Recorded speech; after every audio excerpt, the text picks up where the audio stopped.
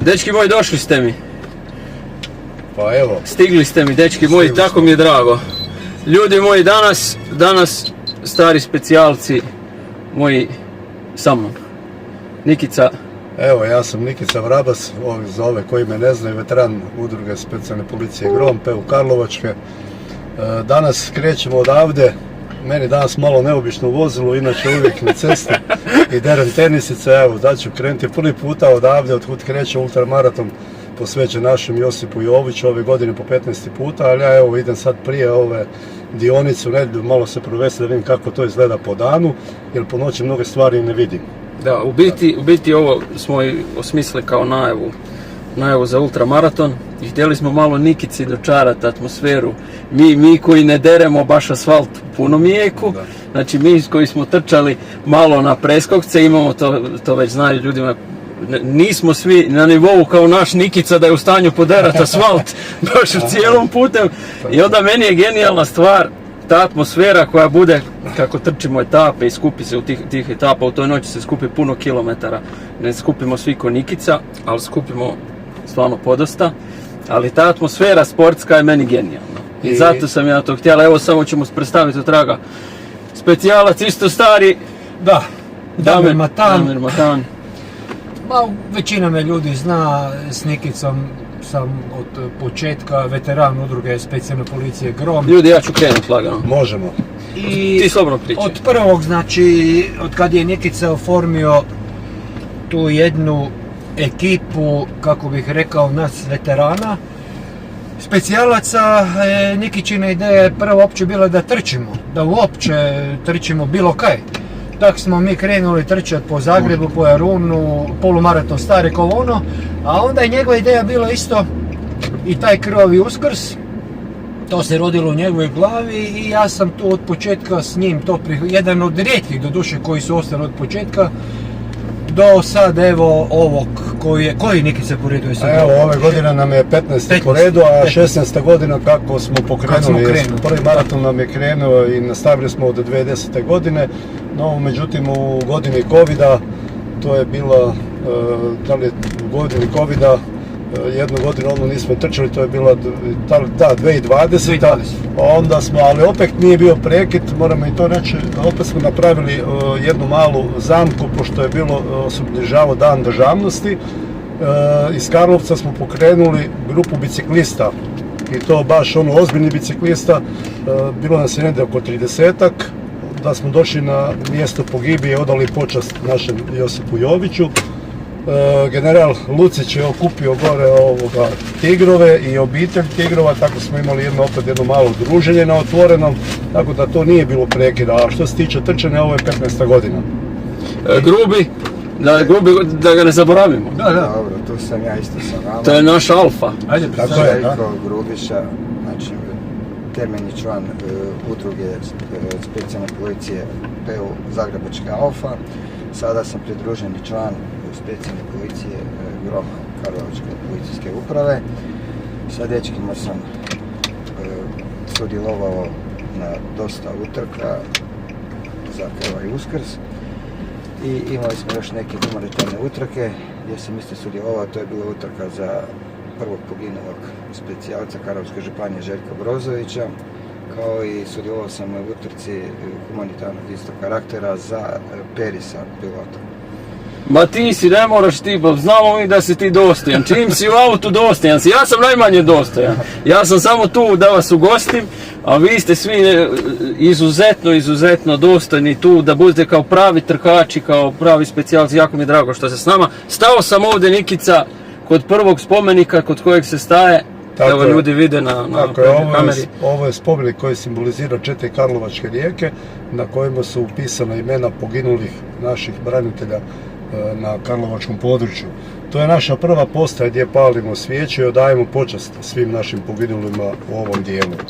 Druga nam je postaja Smičekosova ulica gdje su nam 2 kolege policajca poginula od srpskih snajperista, odnosno tadašnje vojarne Petrova Gora.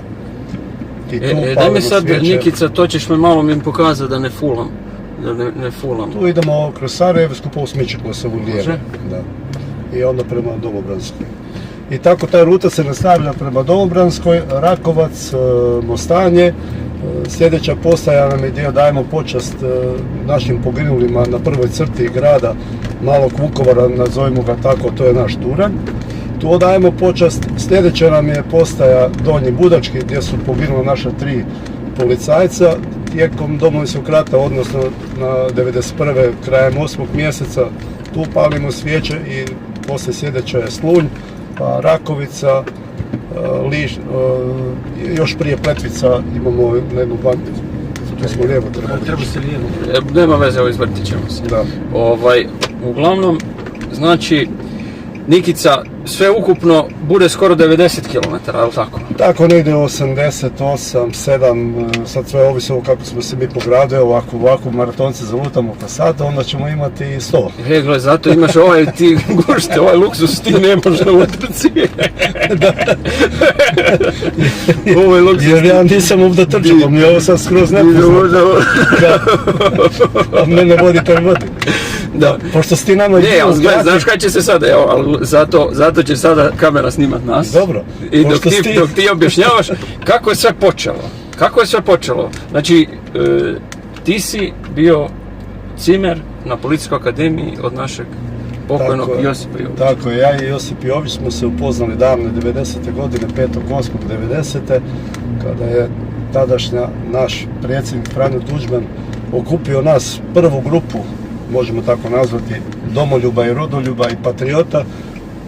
Bilo nas je 2000 i nešto, ostalo nas je 1750, jer neki ljudi su odustali u samom početku, vidjeli su da su promašili možda, ne znam što su oni osjećali, a mi smo osjećali jedan domoljubni naboj i tu smo ostali. 5.8.90 smo se upoznali i sudbina je htjela da smo bili zajedno u vodu i zajedno u odjeljenju, znači i cimer i sobu smo dijelili zajedno. Bio jedan krasan dečko, divan dečko, taman je nekako i završio sa vojskom, ondašnjom Jugoslavenskom narodnom armijom, pošto je 69. godište. I eto, do 10. mjeseca smo bili skupo u Šimunskoj, onda je on otišao na Tuškanac, sa Tuškanca u Rakitje i iz Rakitja zna se, bio on u akciji i u Pakracu, 1. ožujka 1991. godine. Tu se sretno vratio, a normalno znamo svi što je bilo na Uskrs te 1991. godine, nazvan krvavi Uskrs po njemu, gdje je izgubio život i dao život za ovu našu domovinu, za ovu našu slobodu. I 2010. se rodila ideja da to ne bude samo gore na Plitvicama protokolarno dolaziti i pozdravljati, da mu odamo počasti na taj način, ne samo Josipu Joviću, nego svim našim poginulim braniteljima od istoka Hrvatske do juga. I naravno i civilima, moramo se civila sjetiti, tako je. Tu je sljedeće mjesto, spomenik poginulim policajcima, tu s desne strane, tu također stajemo. Tu su izgubila život 2 policajca, od kojim je jedan, gdje sad i živim u zgradi, gdje mu supruga živi. Evo pokojim duši. Da, Josip Jurajić i Radočaj. Nikica, daj mi reci, sva sreća šta mnogi ljudi nisu to nikad iskusili, kakav je osjećaj ti kad saznaš, znači da je neko tako, ti si tada mlad čovjek, 20 i neku godinu, je li tako? Da, i kakav je osjećaj kad saznaš da ti je cimer poginuo? Pa to je, ne znam, prođete emocije, teško je to prihvatiti, prvo ne vjeruješ da je to istina, ne znam. Dan danas mi je to, kad dođe taj krvavi Uskrs, onda da prevladaju emocije i ne mogu to još uvijek zamisliti da njega nema, da je on dao živ za domovinu. Uvijek se nadam da je on negdje živ, da će negdje doći, ali eto, tako je. Sreća je da smo mi neki se vratili živi iz tog rata i na nama živima koji smo se vratili je dužnost da se sjećamo na naše poginule i da obilježavamo to na jedan dosajan način i naravno da to prenosimo na mlade. To što ćete vidjeti na ovom maratonu sa 15. puno mladih ljudi učestvuje na tome, evo ove godine će biti brojka isto negdje oko 40 i za pohvalu je svako što smo se povezali sa školom, policijskom školom Josip Jović koji nosi njegovo ime i sa ravnateljem škole gospodinom Josipom Čelićem, tako da i 3. godinu dolaze pitomci ili kadeti, budući policajci na ovaj ultramaraton. Da, to stvarno je krasno. Kako je to izgledalo na početku? Znači, kako je to pripreme za tu prvu godinu? Dečki, vi se slobodno isto uključite. Kako je to izgledalo? Matan, ti si isto trčao prvi, jel tako? Jel jesi prvi? Da. Kako je to izgledalo? Kako priprema ta? Kako dobiti? Znam da za nove ideje je dosta teško, dosta je problematično onako bilo šta novo kad čovjek kreće. Kako je to izgledalo te prve godine?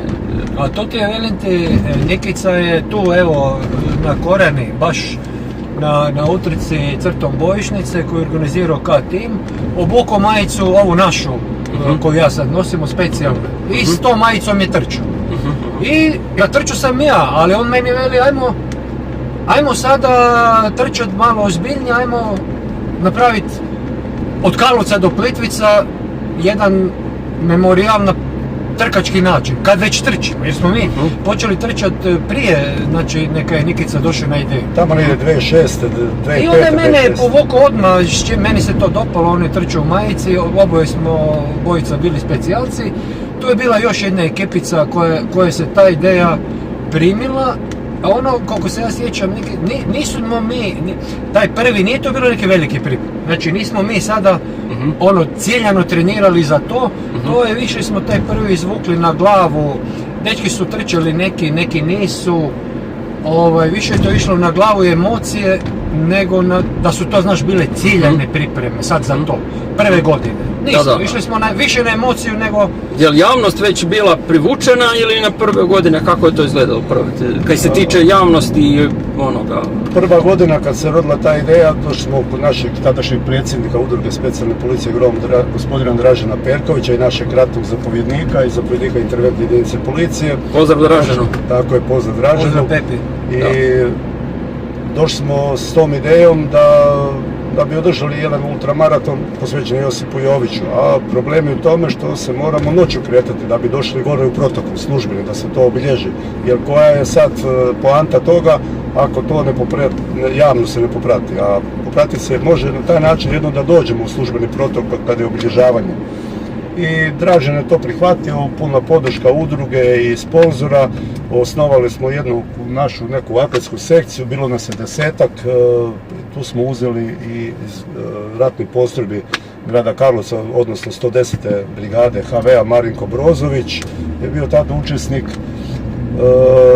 I nas 10 se okupilo i mi smo imali pripreme nekakve, ajmo reći, neki mjesec dana, to je veljača, se sjećam da smo sjeća veljača nešto malo tako vježbali ožujak i krenuli smo u tu našu avanturu tadašnju.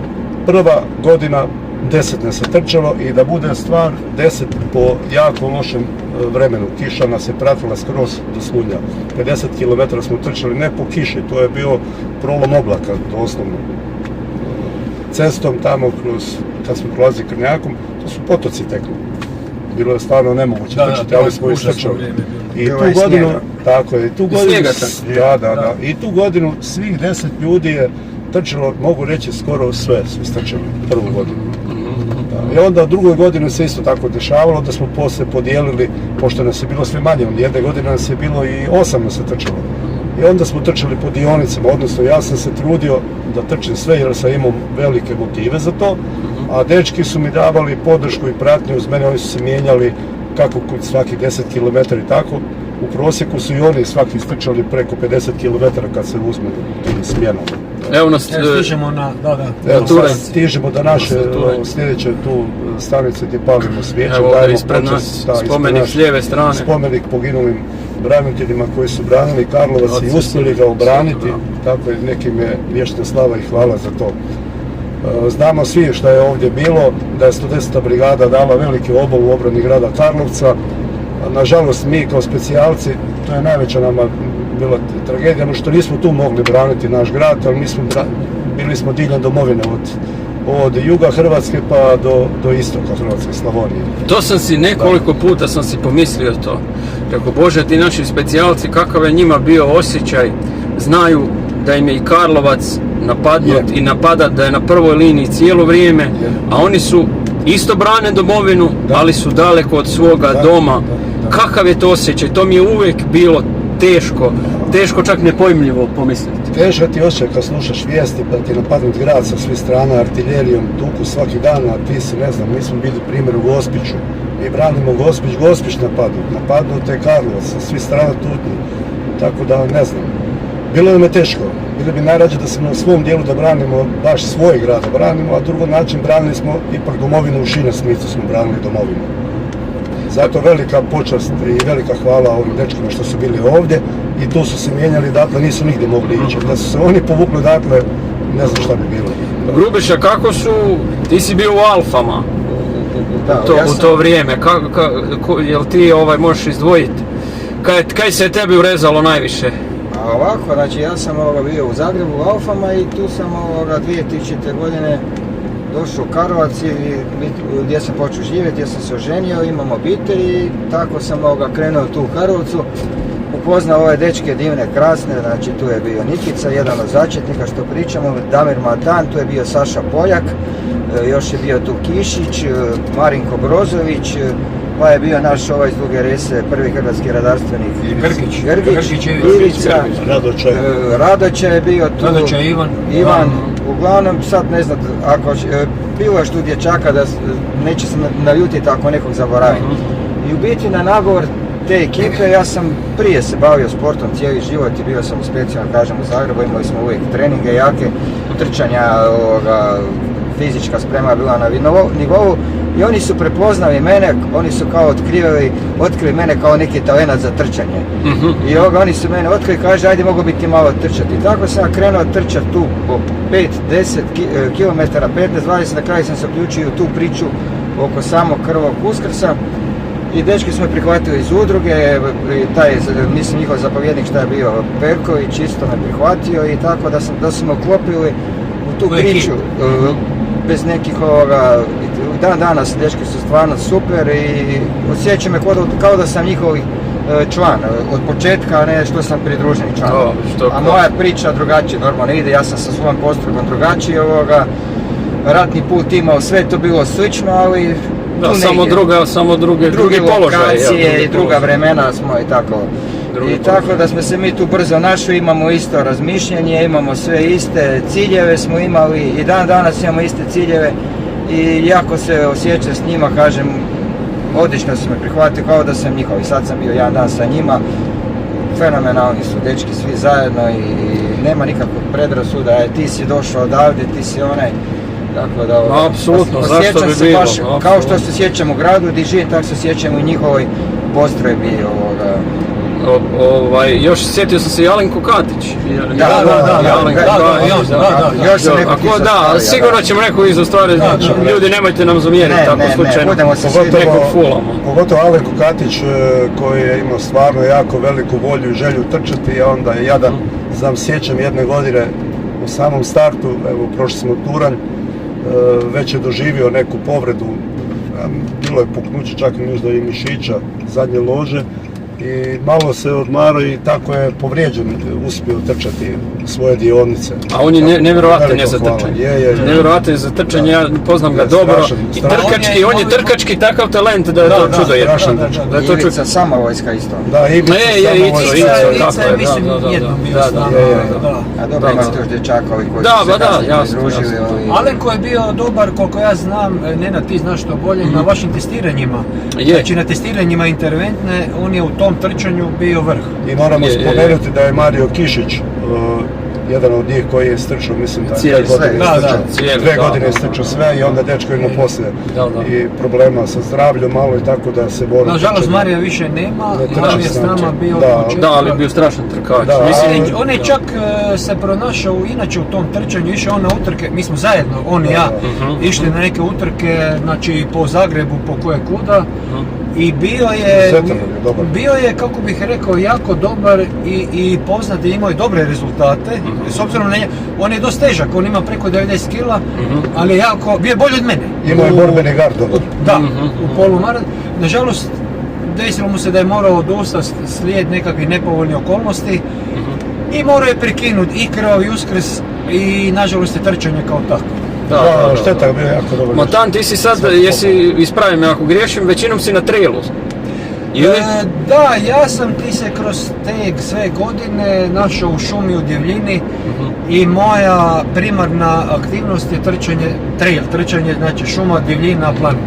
Jednostavno sam se tu našao, mislim, trčim ja, sve ja trčim, trčim ja i cestu, trčim čak i, sad sam bio nedavno na veteranskom prvenstvu na tartan staze u dvorani. Ali da, ono što si me pitao, odgovor je da, trail, šuma, planina, to volim više od svega, a tu su njih dvojica, to je sad jedna pak priča vezano za trčanje, jer smo Nikica, ja i Grubiša išli na,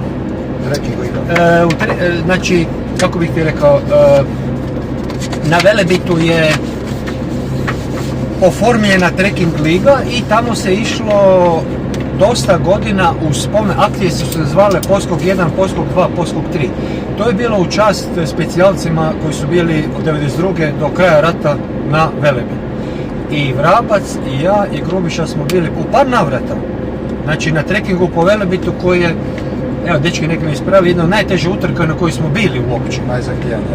Ali tamo su proradile emocije, recimo evo, Nikica je trčao tamo, ne znam kako bi to uopće objasniti, znači on je bio u prvih 5 uvijek. Kad god smo bili, znači fenomenalan rezultat. Tako da, i onda je mene, sad da ti to samo skratim, privuklo to trčanje po planinama, ja sam onda nakon Velebita nastavio i dalje po planinama i dan danas mi je to prioritet, evo, to ti je odgovor. Ljudi danas više nema onoga da zezaju kad trčiš, pa ljudi sjede na klupi pa ti kažu ko te lovi. Danas je trčanje normalna stvar, danas je in, trčanje je in. A u doba kad ste vi počimali nije baš bilo baš tako.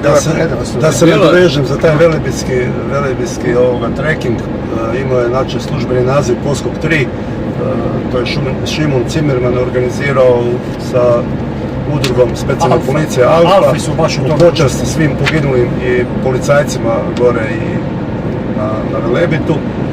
I došli smo tad prvi puta u takvu kremu tog planinskog i brdskog trčanja. Mi je došli onako skoro, a šta ja znam, nepripremljeni, kao da idemo na atletsku stazu trčati u Karlovcu. A ono se sprema neko nevrijeme, loše vrijeme, ljudi nas, naš član, nije naš, a je naš član bio, gdje se da nas motivira, a on nas demotivira. Pa znate, gdje ste vi? Pa to je gospodin Vlado Furač, pa dečki gdje ste vi došli, pa to treba minimalno 12 sati, pa ne znam vrijeme, pa nemate vi opremu. Ja kažem, baš nas je pocijenio, ja kažem pa za 12 sati će na jednoj nogi doskakati tamo tih 40, moja je bila planinska 40 je naša, odnosno neki 42 km. Ultra je bila tad 60 km i neka kikiriki, što smo mi zvali uvijek iz šale staza, taj je bila nekakvi 6-7 km. Za građanstvo i za djecu, to je više onako hodanje. I ovo sad, među dečkima je zavladala već malo onako nekakva nesigurnost, pa stvarno dobro čovjek veli, a on nije u tome kao, bavi se time. I malo od nesigurnosti. Ja kažem da ajmo malo živosti u noge, pa mi smo dobro ljudi moji, pa nećemo se mi predati. Mi nosimo oznaku specijalne policije, srce bije, nema. I krenuli smo mi tako loše vrijeme, kiša pada, grmi, ljudi one štapove odbacuju, boje se gromova.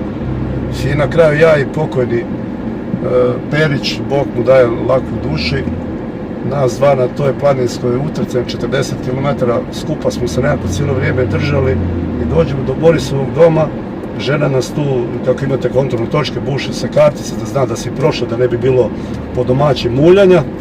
Kaže ona meni, bravo, veli, treći je ispred vas nekakvih pola minute. Ja ne mogu vjerovati, kako pola minute, treći ispred mene, da. Još meni kaže taj pokojni Perić, Nikica, ti kreni malo oštri, ja ću lakše, on je 2 puta pao pa se i ozlijedio.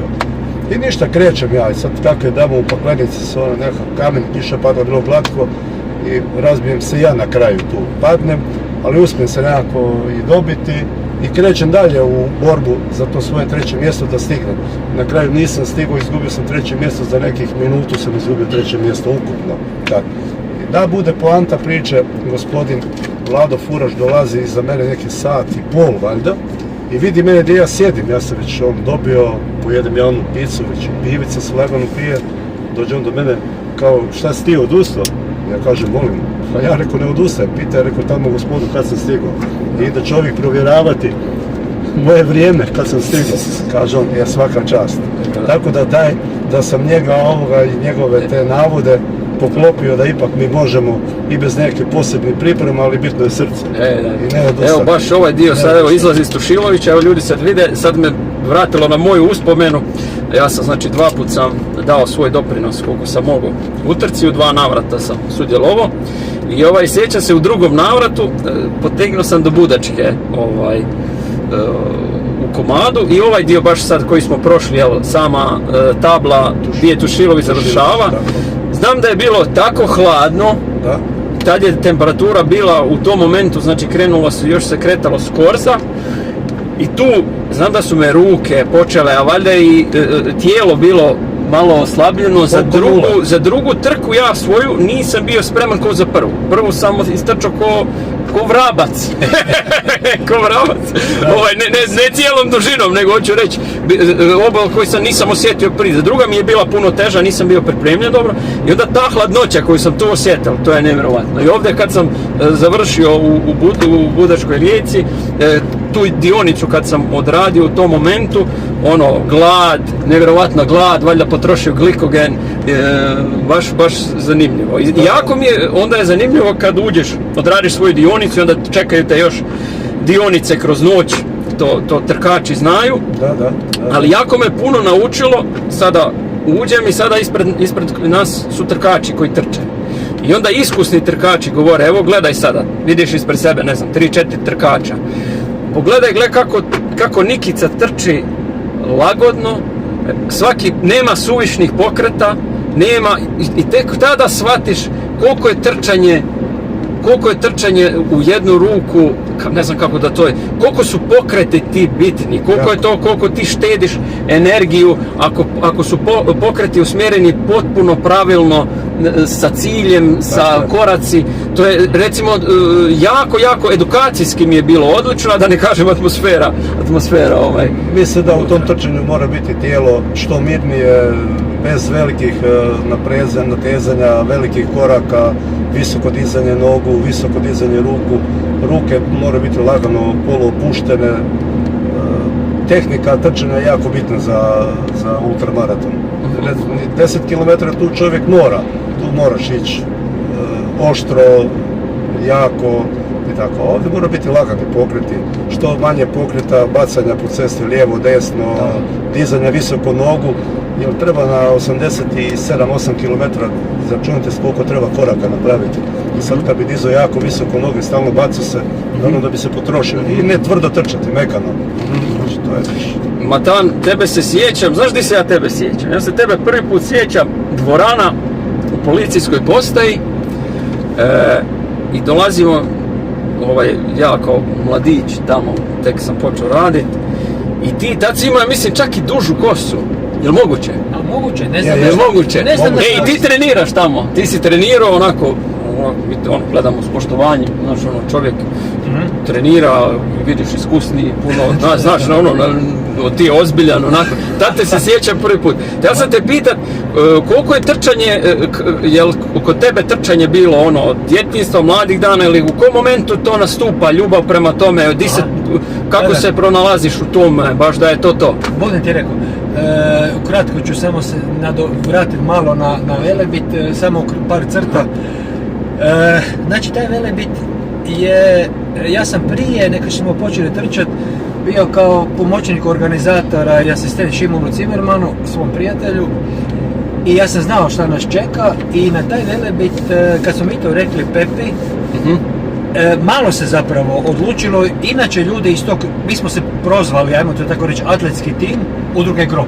To je bilo, kako je rekao Nikica, 10-ak ljudi, ali zapravo od Gromova smo bili Nikica, Saša Poljak i ja i Grubiša kao alfa. A alfe su inače, to sam želio reći, alfe su bile, bez njih uopće toga ne bi bilo ničega. Jer su one, kompletna udruga se stavila Šimunu na raspolaganje. Mi svi znamo, pogotovo Grubiša i Hasiju i cijelu tu ekipu. koji su zapravo omogućili da se to održi. Prvi put Poskok 1 pa Poskok 2, mi smo se uključili u Poskok 3 Grobovi. Poanta, ovo kaj sam htio reći, da je Velebit, mislim, ko nije bio, specijalci su bili, kako bih rekao, ne gostoljubi. Znači, to nije trka kao druge trke. A pogotovo nas je zadesilo to veliko nevrijeme koje mi... Znači, to je... Inače, trail trčanje nema veze s cestom, to su različite discipline, a Velebit je posebno, znači tamo... I zato je malo ljudi išlo, nas svega par. I Nikica je bio vrhunski, Saša Poljak, ja i Grubiša, mi smo se sretni kad smo se dovukli do cilja. Dobro ste bili, a niste odustali. Nismo odustali, dovukli smo se do cilja. Pobjedili ste. I to je, recimo, tu je Pepa naš, Dražen Perković, on je išao s nama, on je htio vidjeti, on je nas i vozio, kako to izgleda uopće, kako to mi, njega je to zapravo fasciniralo da neko uopće se vratit trčat po Velebitu. Jedna posebna Ali tu ću ja nešto samo, još, što je bio 6. mjesec, organizirao se u 6. mjesecu, lipanj, kad je vrijeme već toplo, ljeto, ajmo reći. Nas je kod Vlaškog grada tako nevrijeme zadesilo, gdje su padala tuča, gromovi, munje i gdje su se štapovi odbacivali, to je bilo nešto strašno. Temperatura bila ispod 0, vjerojatno. I ovdje su uložili život naši policajci 91. godine u 8. mjesecu. Tu sam i učestvovao u izvlačenju. Evo, malo ćemo skrenuti da ljudi vide spomenik. 4.8.91. tu su položila život 3 policajca, ubijena mučki, tu je bila iza živica jedna velika, sjećam se, i oni su jutro došli ovdje u 6 sati vršiti svoj policijski posao. Znači nisu nikoga maltretirali, ugrožavali i ovi su ih zasjede pobili. Jedan je čovjek preživio, Rakocija je preživio, a ovo su trojica uginula. Čekaj, je li to Rakocijan, je li Jure ili neko? Ne, Nikola Rakocija. Dolaskom na ovo mjesto, mi smo dobili u dvoranu kad se taj nemili događaj desio. Dolaskom ovdje, moja pozicija je bila ovdje, ovo je bilo sve čisto, nije bilo ovih ljesaka. Hitna je išla s nama i Hitna nije htjela. Oni nisu htjeli ići bez podrške ovdje, mi nismo znali što je tu, mi smo znali samo da je pustljeno, da ima ranjeni. I onda su se naši djelatnici, specijalci, Mato Šalić, muže Miro i muže Mladen, da li me sjećanje ne vara, oni su se presvukli, uzeli su od djelatnika Hitne kute njihove, obukli na sebe, pištolje ispod kuta, sjeli u taj auto Hitne i došli su ovdje, njih 3, bez ikakve podrške i pratnje. I tu su došli i tu su zatekli samo jednog živog, Rakociju, kojeg su izvukli ispod vozila. Već je ekipa Slunja stigla, specijalno vod Slunje je već stiglo na to mjesto koji su osiguravali i oni su Rakocija dovezi do Karana, gdje ga dalje su djelatnici Hitne preuzeli od veza. Mi smo tad krenuli na ovo mjesto osiguravati očevid, jer se tu vršio normalni očevid. Tu je bilo, ne znam, 70 i nešto čahura je tu bilo na tom prostoru, auto je zršetan. Znači, to je vrijeme još dok Slunj nije pao? Ne, Slunj dio šta je bio, to je bio 8.4. A hoću ti reći još jednu stvar, da tu gospodin naš bio pripadnik specijalne policije Milčić, on je jednostavno se skinuo od nas i otišao u promet, jer majka je doma bila žalostna, 2 brata u specijalnoj policiji, kukala je, znala da specijalna policija uvijek ide u neke žešće akcije i riskantnije puno, i tako da je on onda našao sebi posao u prometnoj policiji. Nedugo, kako se od nas skinuo, nedugo iza toga je tu i poginuo, a da bude još veći paradoks, brat njegov Ivica Milčić je kod nas u jedinici bio i tad je bio tu, ne znam da je lišao, mislim da je bio čak i na osiguranju ovdje rođenog brata. Gdje mu je brat poginuo. I to je na mučki način je to rađeno. Evo i dan danas za taj zločin nikad niko nije odgovarao, a zna se dobro ko je to napravio. Evo, nadam se da će pravosuđe odraditi svoj posao. I da će biti procesuirani. I da će takvi idioti biti procesuirani, šta drugo i nazvati. Ti dečki nisu ništa bili, niko od nas nije bio kriv, to je naša domovina. Evo, mi uvijek tu se sa sprdnjom se prema ovom kraju ponašamo, ne znam, ovdje na zemlja, ovo, ono, to je naša zemlja, hrvatska zemlja. to je naše, ne smijemo od toga nikad bježati. Ne veze što žive pravoslavci, Srbi. Prihvatite ovu domovinu kao svoju, nema problema. Mi ne smijemo od toga bježati i reći to nije naš, to je srpska, ne, to je u Srbiji. To je hrvatska zemlja, hrvatsko tlo. I poštivati hrvatsku domovinu, svi koji tu jesu. Ko poštiva, dobrodošli, koji nisu, brate mili, svijet je velik, pa se seli koliko hoće. Još da samo ti odgovorim. Može, za trčanje, da. Da. Pa pitao si me vezano za trčanje. U najkraćem, gledaj, ja sam zapravo cijeli svoj život u sportu od prije osnovne škole. Prvenstveno sam ja se bavio borilačkim stvarima i ono kad si me ti vidio, znači ja dan danas rekreativno na nekakvoj čisto za svoje tijelo i dušu treniram karate sa našim kolegom Danielom Bjelivukom u dvorani, u dođu. S tim sam jako dobro. Da, se Bjelivuku. Pozdrav Bjelivuku, evo. Znači počeo sam sa karatom i dan danas se s tim bavim i ja sam mi smo u sklopu tada ondašnjeg kluba Karate kluba Karlovac koji vodi naš član i na čelu Trnova Želimir Fajtrov Žiga, on je moj prvi trener, Žiga je moj prvi trener, mi smo ti u sklopu karate treninga trčali. Znači, trenirali smo, nećeš vjerovati, u istoj toj dvorani koja je danas dvorana MUP-a, tada je bila dvorana SUP-a. Inače se tu dvoranu mene štošta veže i za rat i za to. I tamo su moji prvi koraci, a trčanje je bilo, mi smo trčali, recimo evo ti jedan detalj, u kimonima, kimono su znači odjela za karate, mi smo trčali, izašli iz dvorane ondašnjeg SUP-a, današnjeg našeg MUP-a i trčali po Novom centru, po oko tržnice u kimonima i ljudi su nas gledali čudno kakvi su ovo u bijelim kimonima. Znači trčanje je bilo sastavni dio mog karate treninga i ja kroz cijeli život trčkaram zapravo. Nije to bilo ozbiljno trčanje naravno, ali je bilo u sklopu treninga i ja ti cijeli život trčkaram pomalo, a ozbiljno sam se počeo, baš da smo se ozbiljno počeli baviti, to opet se vraćam na Nikicu i njegovu ideju da se počnemo ozbiljnije s tim baviti, idemo na utrke. To je bilo nakon što smo već bili u mirovini i Nikica i ja i sad u mirovini živimo u Karlovcu, znači s čime da ispunimo vrijeme. I meni je trčanje onda došlo samo ko nastavak tog nekakvog mog sportskog puta, evo, ja bi to tako rekao.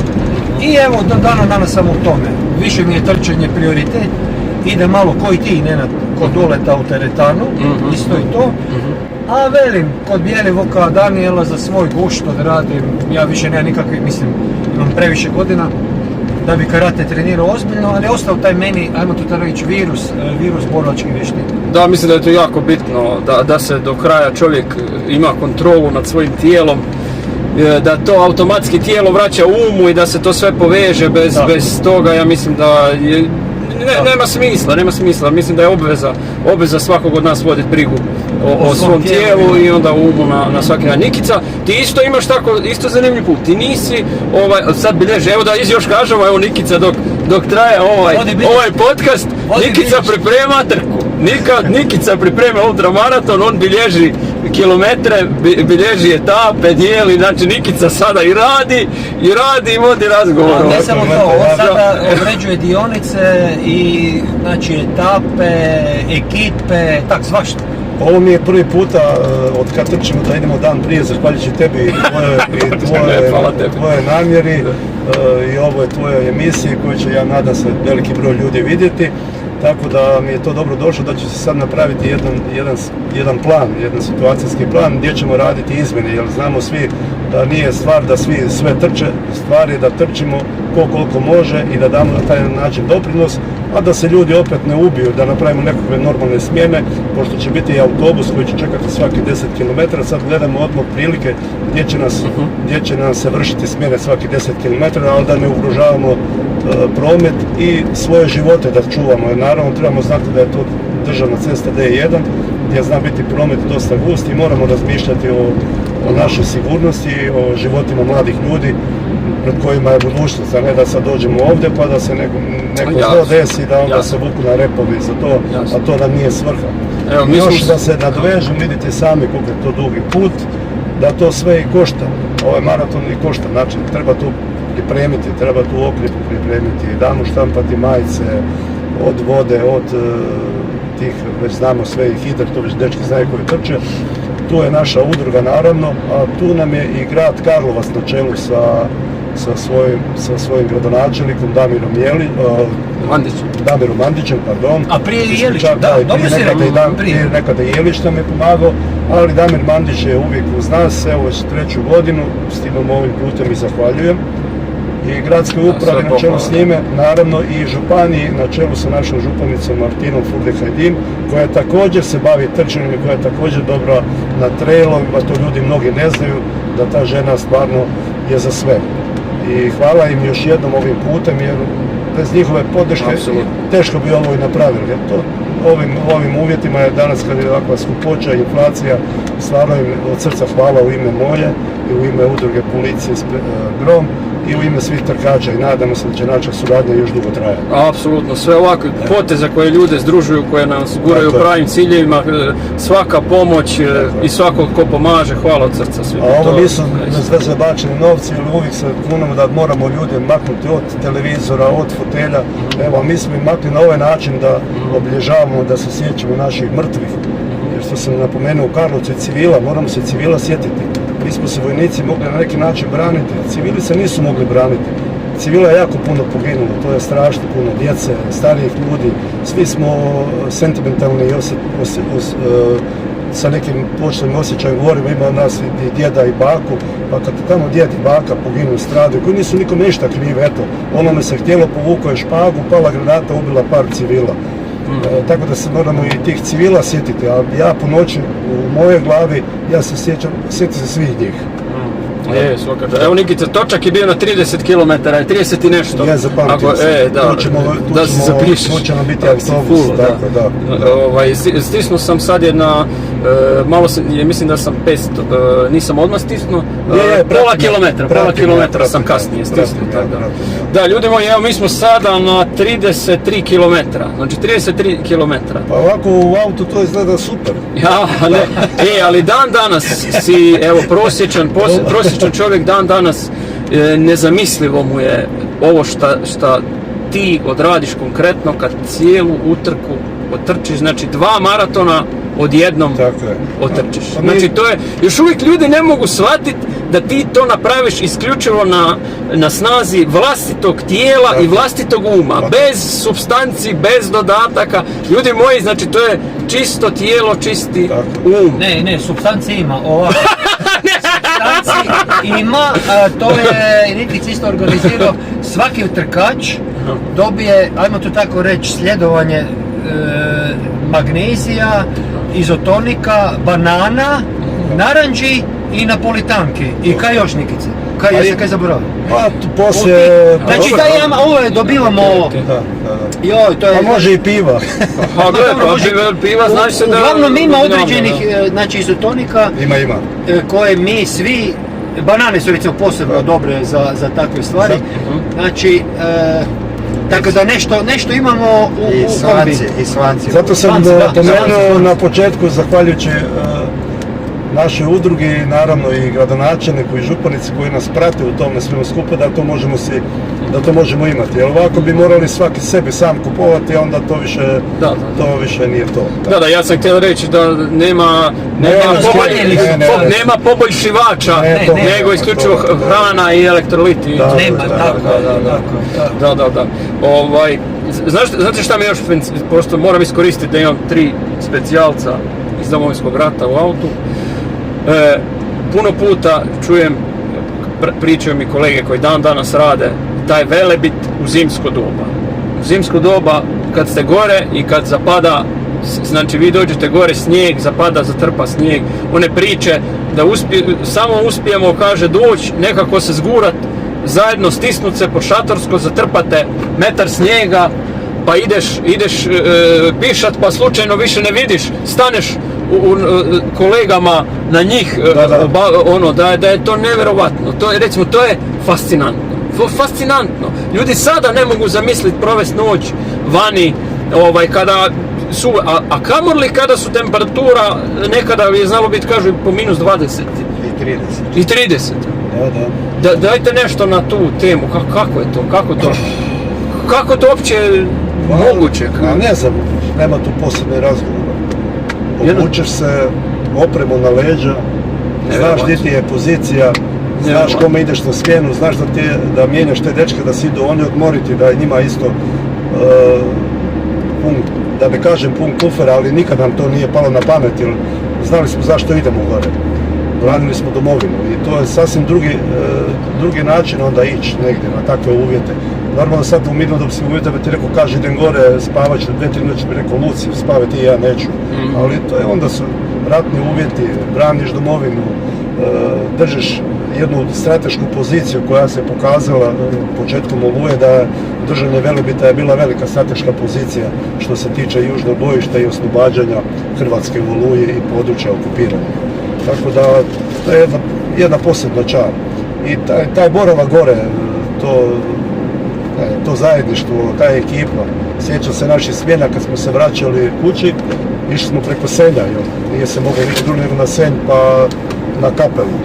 Došli smo u Senju i u noći, tamo na večer, kada smo se vraćali doma, idemo u kafić, da vidimo kako kafić izgleda, da popijemo kavu, da popijemo neku pivu. I uđemo u kafić, u kafiću sjede ljudi, jednom se ljudi dižu, svi bježe van.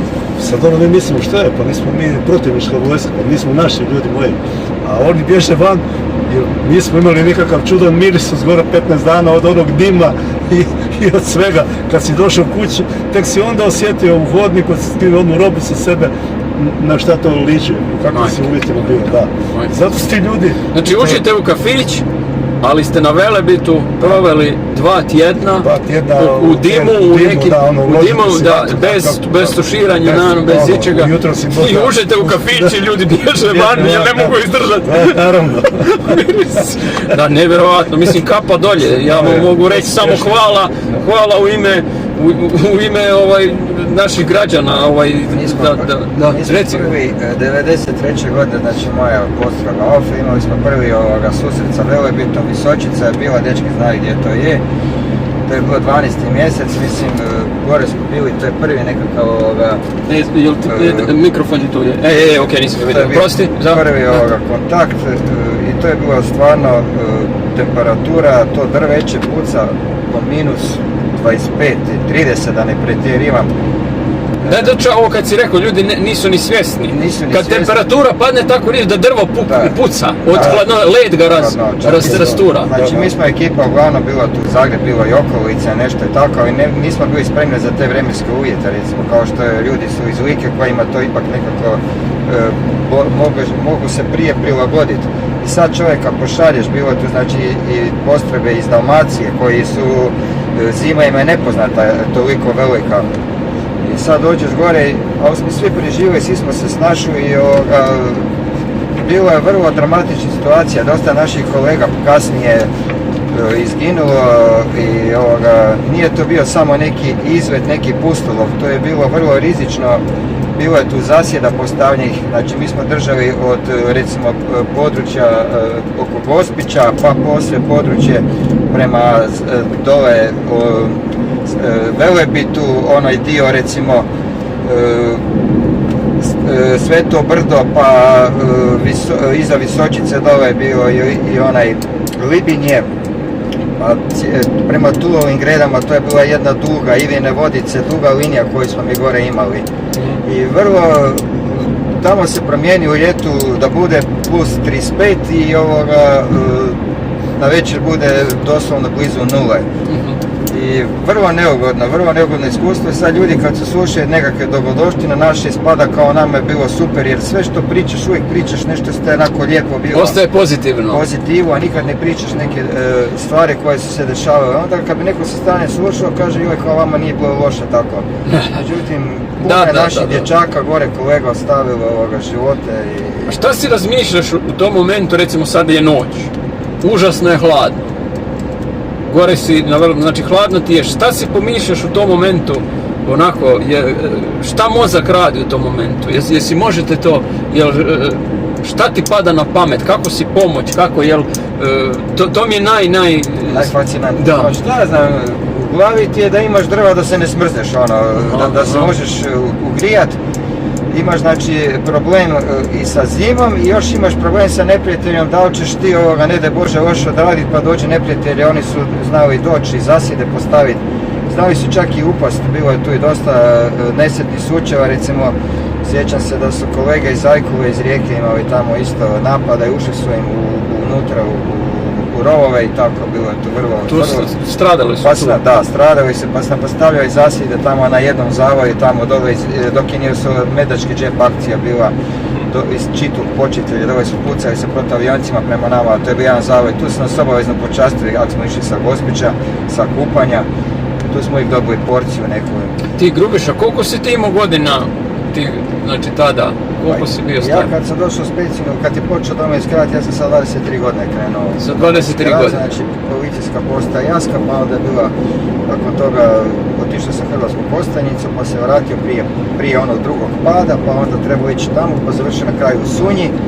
I onda sam se 1.11.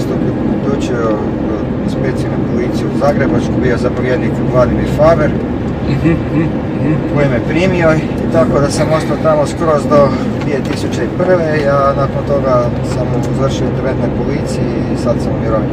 Ja bih samo htio isto da si zamisle sada ljudi, evo puno kolega rade još i dan danas, otišli su u rat, u ove događaje o kojima vi sada pričate, neki su čak nisu imali ni 18 godina kad su došli. Recimo naš Ajkula, Ajkula, Saša Gojak, Poljak, i sada pogledajte, evo, ako gleda neko koji je tih godina, znači sa 18 godina uzet pušku u ruke i završiš na Velebitu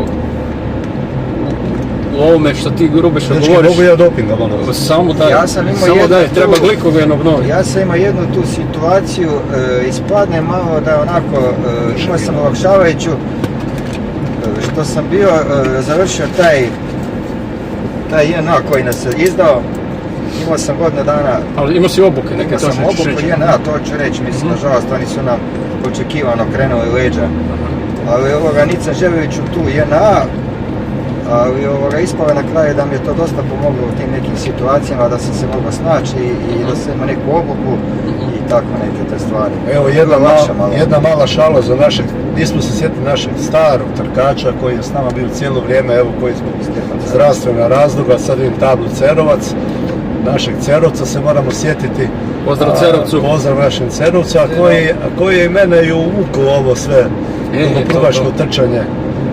To je uvijek šala. Cerovac, sad je ti ostane tu si kući zato što je mjesto zove naziv njegovog prezimena. Ta jedna utrka, to je bila, što je rekao Damir, prva na crti bojišnice, bila je 2008. godina, sjećam se dobro. Dođem ja nadobudan, krenem ja trčati Cero s menom, kaže on meni Niki, polako, to je prebrzo.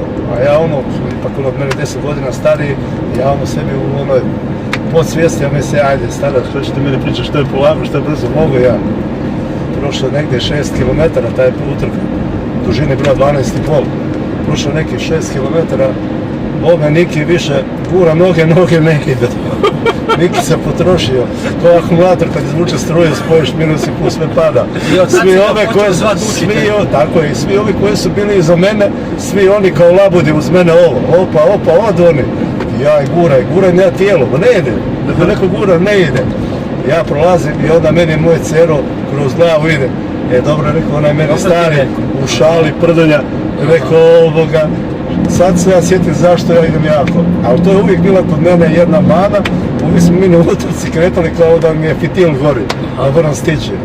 Tad sam ga počeo zvati učitelj i slušao sam ga i s njime na treninge, mada on nije bio ljubitelj dugoprugačkog trčanja, on je volio se trčati, nije bio veliki ljubitelj.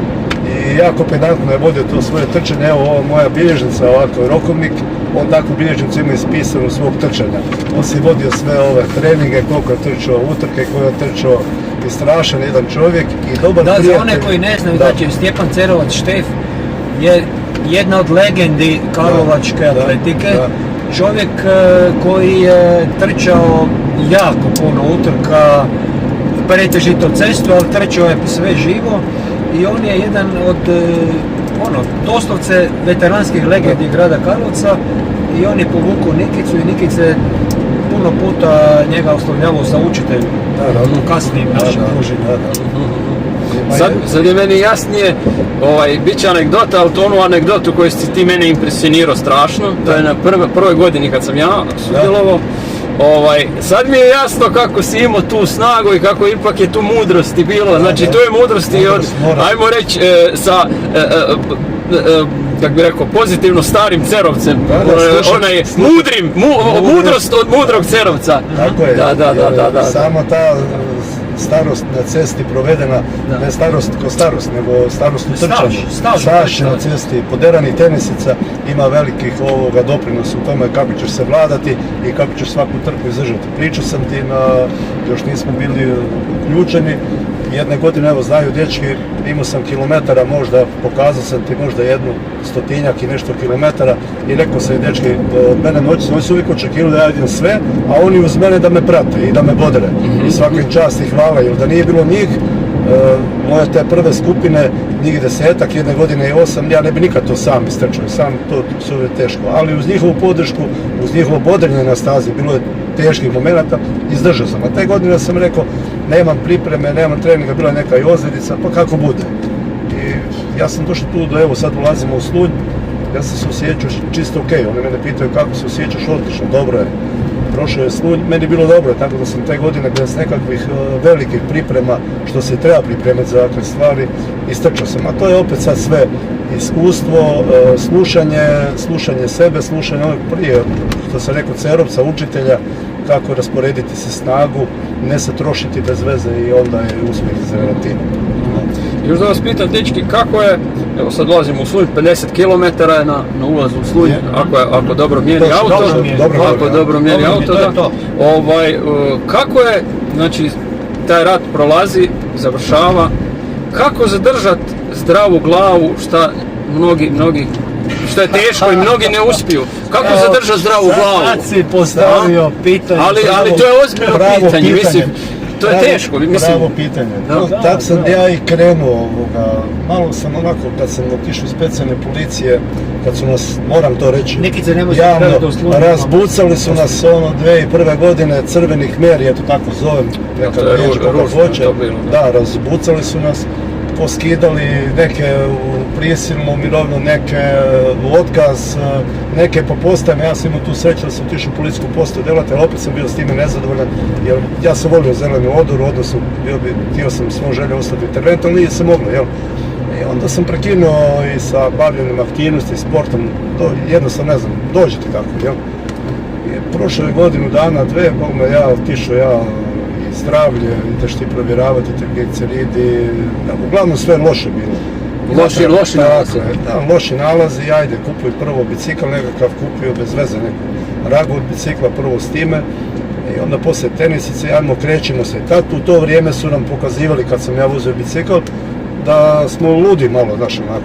Hoćemo se prekrižiti za spomenik, evo desno u Slunju prekrižit ćemo se. Imamo inače pauzu.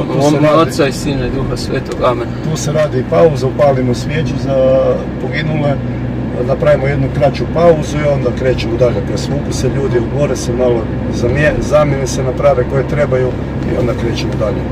Reci, ovo si pričao da su ljudi si znali malo. I onda se počeo smijati nama i onda sam ja te naše dečke motivirao, evo naše veterane, Damira prvo među prvima. Ja i Damir smo vozili čak jednu biciklističku utrku i tu smo se mi malo povezali. Da, kroz biciklizam. Kroz biciklizam. Ajde idemo malo trčati, pa ne idemo i tako to krenulo.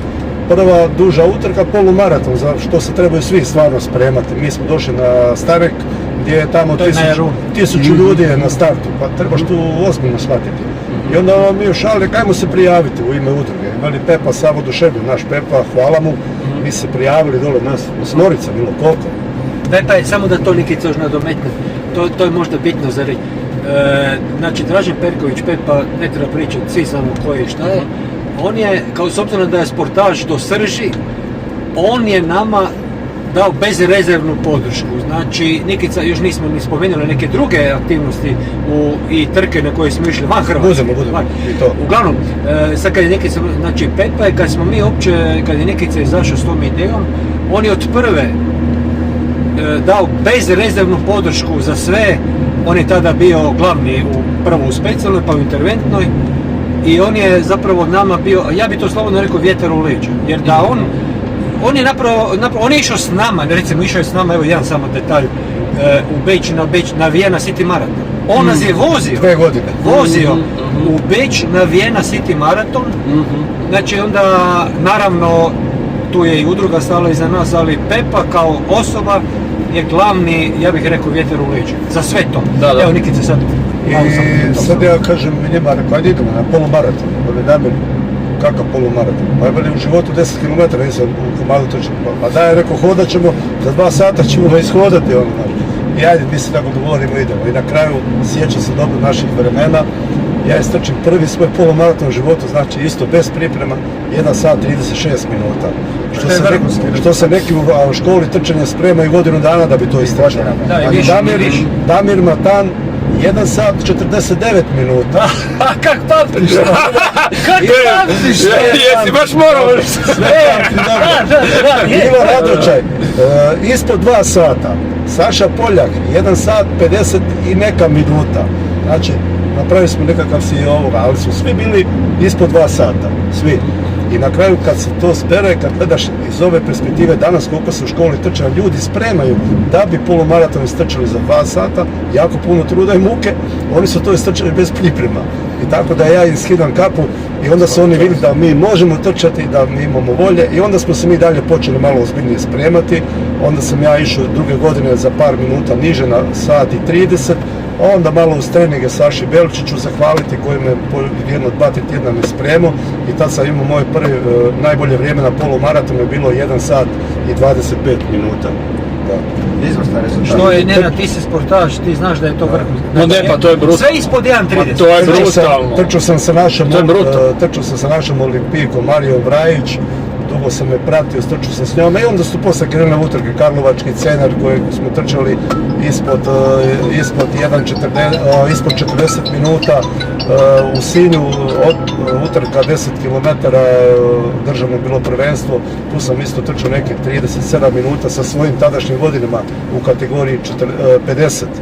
Znači, tu sam, evo, to su jedno tako mali rezultati, a što se tiče Beča, Beč nam je uvijek bio taj Vienna City Maraton i iza ovoga Krvog Uskrsa. Javi se ako hoćeš slobodno, gledaj, nema veze, nije ovo, javi se slobodno. Ante, vozim u vožnji sam, nazovem te malo kasnije.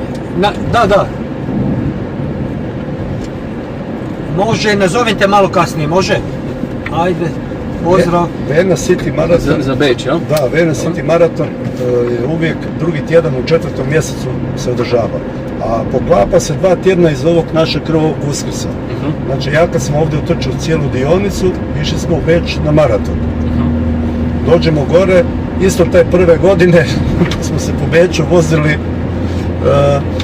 čovjek, imamo jednog prijatelja koji živi u Beču, on nam je digao startne pakete da mi ne gubimo vrijeme. No međutim, tamo imaš čipove. Na čipove moraš platiti, tada su bili 5 maraka ili 5 eura, ne znam ja šta je već bilo. I drugi dan čip vratiš, dobiješ novce natrag. I naravno, mi to nismo imali u paketu, to čovjek nije znao, isto mi taj dan tražili, nismo našli. I taj prvi maraton smo isto trčali onako. Damir Matan čak nije imao ni sat na ruci da prati se vrijeme, to se sjećam. Nećemo još doći na to, kakav je to maraton.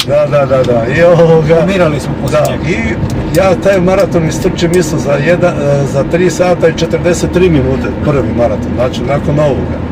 Da bi poslije 2 godine iza išao sam 3 sata i 9 minuta sam išao maraton. Tako da... Evo da se nadomete, znači ta avantura u Beču, to je nezaboravno nešto, znači Pepa nas je vozio, ekipa ti je bila u sastavu Nikica Vrabac, Saša Poljak, Ivan Radočaj i moja malenkost. To je bila ekipa. Pepa vozi. I moj sin u pratiku. Patek je bio u pratiku. Tako je. I od nas svih, znači jedino je Nikica bio spreman, nema nikad to zaboravio, Saša Poljak i ja smo išli rame uz rame do 28 km, zajedno. I to ti je bila for, mi imamo svoje dresove, ti znaš kako to izgleda, u kojima trčimo Krvavi Uskrs.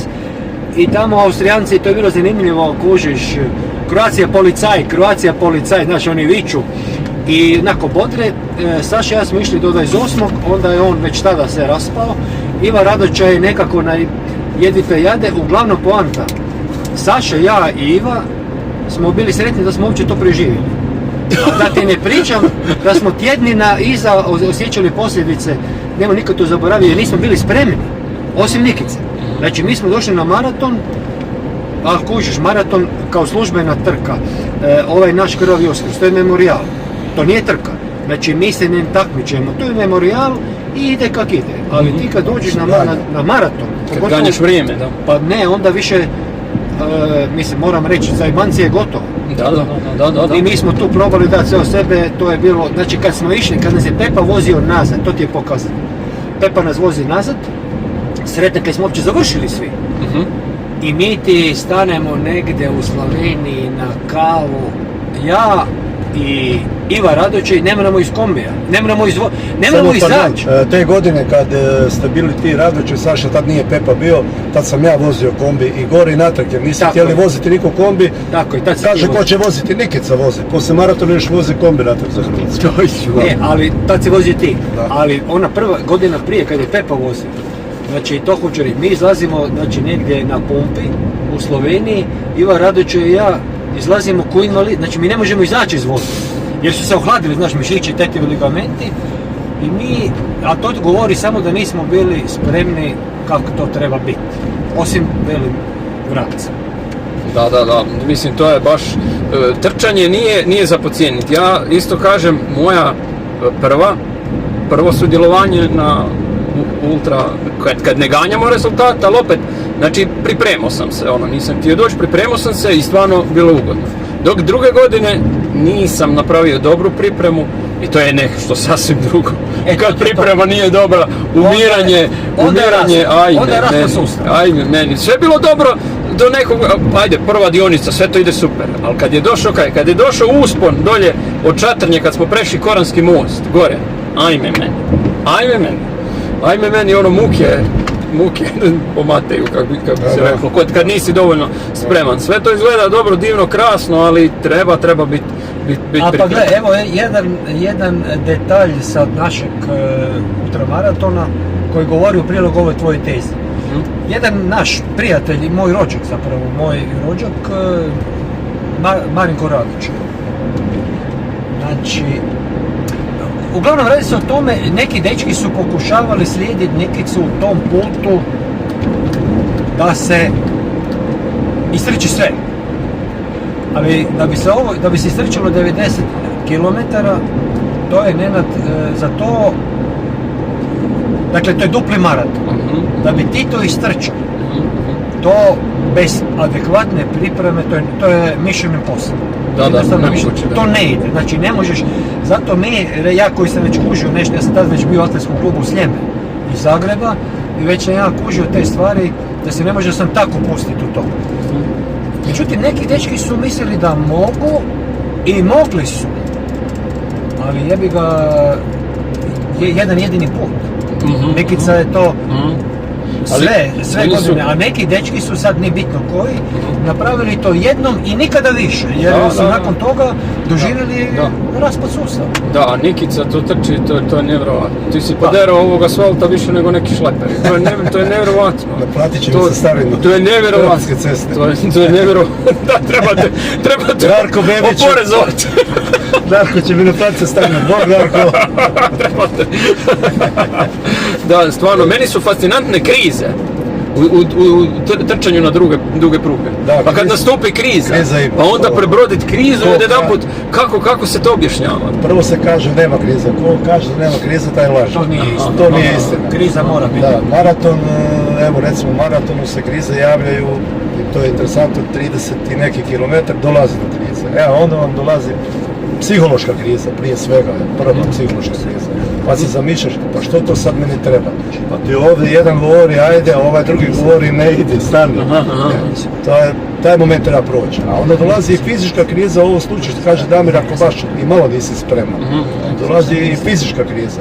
I to treba znati prebroditi. I kad to prođe ovako jedan klik, se napravi, onda ide lijepo dalje. Onda opet na maratonu ima oni vam 195 metara. To je meni bilo jedne godine na maratonu u Beču vječnost. Kad sam došao na onaj tepih, tih 200 metara nikada u životu ni proći, to mi je vječnost. A imaš osjećaš da juriš, a imaš osjećaj da stojiš, ne znaš što radiš. Tako i za polumaraton. Čovjeka prođe na polumaraton 15 km i onda nastupa opet nekakva krizica. To je toliko interesantno. A prije si recimo trčao možda godinu prije maraton, imao si na 30. i nekom kilometru. Ideš ove godine polumaraton, dođe ti na 15. što na maratonu ti je neponovljiv, 15 km ti je kikiriki istračati na maratonu kad si prošao. Ja, da ljudima dočaramo, to je u pravilu kriza uma, jel? Kriza uma, rekao to sam. nije kriza, da, to je psihološki. Da, i onda tu treba, šta u tom momentu sam sebi govoriš da će proći? Guraš, gura i proći će. Ne razmišljaš o tome, razmišljaj nekom drugim, o nekim drugim stvarima. Dečki, vi ste nešto pričali, jesmo propustili nešto reći? Ne, Neko, možda nije smo... bitno. okej. Pazi, imaš kriza uma i ima i kriza tijela. Ja sam, na primjer, evo, na tom bečkom maratonu, kriza tijela, znaš kaj te ljudi, jednostavno, kad vidiš da ti tijelo ne može to podnijeti. Meni se to reflektirano u teškim krčevima u oba lista, i lijevi i desni, teški, ali krčevi koji su me od 37. na 36. je počelo. I taj prvi bečki maraton od 36. do kraja, ja idem s takvim krčevima da je to nevjerovatno. Ja čak nisam bio sposoban ni trčat, nek sam ti zadnjih 5 km malo trčkaro, malo hodo, malo trčkaro, hodo. Skoro sam i odustao, ali bilo je glupo. Mislim, nosim dres udruge specijalne policije Grom i ovi će se neki smijeti kakvi ste vi specijalci jedini kad odustajete. Bravo, ovo sam se htio nadvezati, tako je. Znači, sam taj simbol za koji su mnogi poginuli i koji se nosio tijekom Domovinskog rata, te tjera jer nositi oznaku na desnu ramenu, oznaku ovog specijalca, ipak je to čast, a i odgovornost i obaveza. Znači, puno te motivira. Znači, ipak ne može to svako nositi. Da, jasno, to više ne trčiš kao Nikica Vrabac, nego trčiš kao specijalac. Uvijek ti to u glavi, kakav sam ja specijalac, ako ja to ne mogu. I uvijek ti to daje motivaciju još jednu veću. Da, shvaćam te skroz. Ja sam da me roda da se ne naljuti, nego sam Marinko Radović. To je naš rod, svi znamo ko je roda, ali ne on nije bio s nama tu nikada, on je sportaš i trenira i on je boksač, ali ne on, mislio sam na Marinka Brozovića. Marinko Brozović, okej, evo sad ćemo reći. Živičara. Da, evo Živičar, on je inače, mi smo rođaci. Pripadnik 110. brigade. Marinko Brozović, da, on je bio s nama, to sam, rekao sam da je bio... jasno, zato je podcast i bit toga da smo prirano, da smo ljudi, pa namo da krivo nešto kažemo. Ja sam rekao Radović da mi se roda ne naljuti.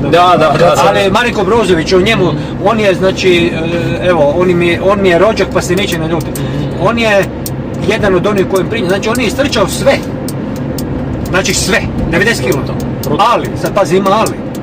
Jedan put i nikada više. I na njegovo mjesto došao je gospodin Cerovac. Da. A zašto nikada? Zato kad je jednostavno, mislim, kako bi rekao, raspao mu se sustav. Vidio je da više on je odlučio i znam da je stiskao zube i ostrčao jednom i više se nije pojavio jer jednostavno doživio raspad sustava. Preopterećenje. Da, pa to je ono što ljudi ne može pojmiti koliko je to, stvarno ljudima je teško pojmiti uopće prosječnom čovjeku da je uopće to moguće, da je uopće to fizički moguće. Naravno da je moguće, ali vidjeli smo. Pa ja koji sam malo više od prosječnog čovjeka upoznat sa trčanjem, kad gledam tebe kako cijelu noć trčiš, ja trčim samo etape, meni je to fascinantno. Ja ne mogu doći sebi. Ja sebi ne mogu doći. A ko ne bez ovakvu ekipu trči? Evo spomenik nam sa lijeve strane, naš neću ovdje skretat, nezgodno mi je skrenut. Da, ali evo budemo se isto prekrižili. Evo, Oca i Sina i Duha Svetoga. Da pokojim dušu, da. Rakovica znači. U Rakovici, da evo Rakovica sada na 70 km skoro, evo, ajmo reći. Pa to smo jako brzo pretrčali. Da se ne bi tebi svidjelo ovo, ovako. Veliš, dobro ovako trčanje. Sviđa. Ovdje zna biti tradicionalno stajanje. Da, i kao. Okrepa, Ne, nije tu. Ne tu, pardon. Nisam krivo rekao. Vidi se da dečki dugo nisu bili na Čekaj, nego Bročan, ne, di. Sad ću ja vama ispričati. U ovom Grabovcu. Grabovac, pardon. Prva godina moja. Ja sam se odvojio od ekipe, tad kada je Živičar trčao sve, ja sam se od ekipe jako odvojio, otišao skroz naprijed, jedno 2 kilometra. I dođem ovdje na ovo gore brdo i ide čovjek iz Kraša, trgovački putnik. Ja ovdje gore na brdu, Šnajder mi Dubrovko stane, pijem neku vodicu. Ja kažem, da mi sad jedna čokolada, a on čovjek stane i neku veliku milku, 300 grama čokoladu. Nisam pojel sam tu čokoladu, dole sam dole do Grabovca, onda sam s dečkima podijelio tu čokoladu kad smo došli na pauzu. Da. Evo ovdje na ovom brdu, sjećam se. Svi da isto, evo trebam reći, ja sam prošao iskustvo, znači došao sam jednom na utrku pripremljen, super, sve odlično, dođem, vratim se s utrke, odlično, sve super. Drugu, slabije pripremljen, nakon umirem. Zadnja etapa, umirem, jedva preživio. Treće, možda što mi je najteže, možda se zvučat će ljudima smiješno, ali zato svaka čast kolegama policajcima koji voze za trkačima. Da, to nismo napomenuli. Biti u kombiju i ti miruješ i sad znači brzina vože neki 10 km, sad ne znam koliko bude, da ne bubam bez veze, znači sve laganini. I imaš onaj umirujući tapkanje, gledaš trkača ispred sebe, umirujete i tebe vuče te san te vuče i boriš se protiv sna cijelu noć. Mislim, naravno da nije fizički teško, ali na neobičan način teško. Ne znam kako da se dočaram. Jesam, da. Dečki, imam jednu ideju. Što mi ovdje radimo pauzu i okrepu. Možda bi sad stati. Apsolutno, bravo. A ovo bi se zahvaliti momcima. Uvijek kažu nama bravo dečki na trčanju, ja kažem bravo vama na pratnji. Vi ste ti koji brinete o našoj sigurnosti. Zaboravimo da je ovo cesta koja se odvija promet u jako visokom intenzitetu. Plus kamioni, plus autobusi. I naravno da nema tih momaka, naše životi ne bili ko glineni golubovi bili na cesti. Evo stisnut ćemo pauzu. I oni vam se samo malo sekundu i oni vam se voze, znači u prosjeku 11 km na sat. Otprilike vam, to je cca. Ajde idu nešto malo brže. I onaj prednji i onaj zadnji. Tako da je njima velika zasluga za ovo naše trčanje, jer ja rađe trčim nego da vozim kombi. I zato smo uvijek tražili da i to načelnik policijske uprave i zapovjednik interventa daje po 2 vozača, da im je lakše da se mijenjaju, jer jednome stalno to je smrt. Da, jer ti čovjeka tjeraš u tako velike napore, na tako maloj brzini, to je strašno. Meni je lakše trčati, vjeruj mi, nego njima voziti. I još jedno im od srca hvala u ime mene i u ime svih trkača. Hvala dečki, evo mi ćemo pauzu sada i nastavljamo. Tako je, bravo. Evo dečki, pauza obavljena. Pričali ste na pauzi da stalno se sjetimo da smo nekog zaboravili spomenuti. Da, evo odavde dalje se već nama dugi niz godina pridružuje atletski klub Plitvice na čelu sa Leopoldom Špeharom i od 2018. godine su oni s nama u tom projektu i od srca im za to hvala i veliki broj se tu okuplja. Ali usput da vam kažemo, iz Karlovca nismo spomenuli da s nama i na ovom ultra zahtjevnom maratonu posvećenom Josipu Joviću trče i žene. Tako je bila iz Splita Karla Pavičić koja je otrčala isto u cijelosti taj ultramaraton, a i dugogodišnja učesnica našeg ovog ultramaratona je Marina Pribanić, koje se ovim putem i zahvaljujemo na dosadašnjem trčanju. Također je očekujemo i ove godine na startu i veselim se tome. Spomenuli ste Damira Jelića? Da, spomenuli smo. Evo samo da ja se ubacim, prolazimo samo kratko kraj kuće Marka Kesića, rodne kuće Marka Kesića, prvog ratnog zapovjednika specijalne policije Grom, znači mog je Nikićinog prvog ratnog šefa koji je nažalost preminuo, ali on je recimo, kad sam ja došao, znači specijalno osnovana 1.3. Ja sam bio negdje u veljači 91. kod njega na razgovoru i on je meni rekao: Damire, ovdje će biti pizdarija, radije ne, odi u Plavce. A ja velim, Marko, ne bi ja u Plavce, ja bi radio u specijalce. Veli, ok, stavit ću te na listu, jer si trenirao borilačke vještine, ja to znam, pa te stavim na listu. I tak sam se ja 4.3.1991. obreo u specijalno. To sam samo htio Da, memorirati pokojni, Marka, da. koji je umro nesretnim nekakvim slučajem. Da, on pokojni Marko, čak je mislim da nije primio ni prvu mirovinu. On je ošao u mirovinu i ja čak tako znaju reći da je... Da, nije primio. A to je rođen, znači prošli smo kraj njegove rodne kuće, zato sam asocirao njega sad. Da. Da je ovo je znači dio zadnji kilometri, sada u ovom momentu već se dani, već je dan u tom momentu i onda ide spuštanje. I veselimo se do cilja, još kao imamo od Grabovca nekih 15 km, tad su svi veseli raspoloženi, jer su izdržali sve te napore. Tu se napravi, uvijek je pitanje kad se napravi pauza, uvijek je pitanje da li popit pivo, ili popit sok, ili popit kavu, ali u pitanju glavno između pive i kave. I? Koja je odluka? Moja je odluka zadnjih par godina da si popijem pivo. Dobro. Prvo je bila piva, nažalost sad je više nema, rezano ožujsko. I moram vas razočarati da kad sam naručio ovdje u Grabovcu rezano, da osoblje nije znalo što je to rezano. Pa me pita, kakvo rezano?